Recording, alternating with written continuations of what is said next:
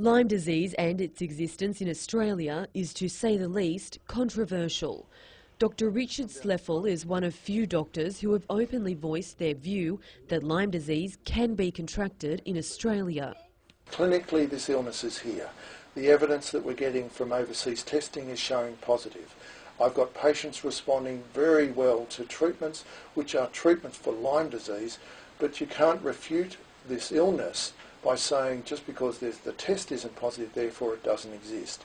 Unfortunately, the testing is what's the problem, is inadequate.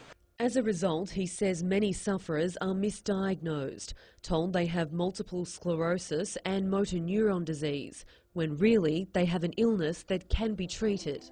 We need more funding for research, we need more funding for actual treatment of this condition, but the first thing we need is a recognition this disorder exists in Australia by those most in power.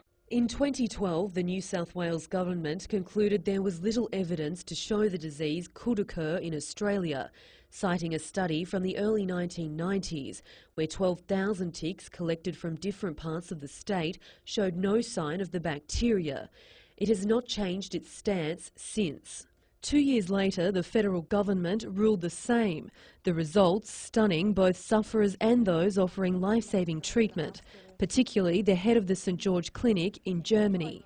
He said, I have offered, what is wrong with your country? I have offered to come over and set up clinics. I bring my team, I'll set up clinics like this and help you. And they're not interested, and they're just laughing at us. How do you stand back and watch people go through this sort of pain?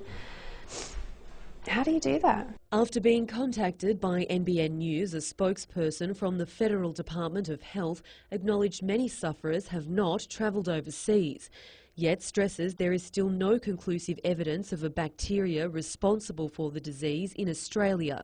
However, they did confirm the department is working with specialist Lyme disease laboratories both here and overseas to resolve the discordance in diagnostic tests. Tomorrow night, we look at the desperate and costly bid by sufferers to undergo life-changing treatment in Germany and how it's helping.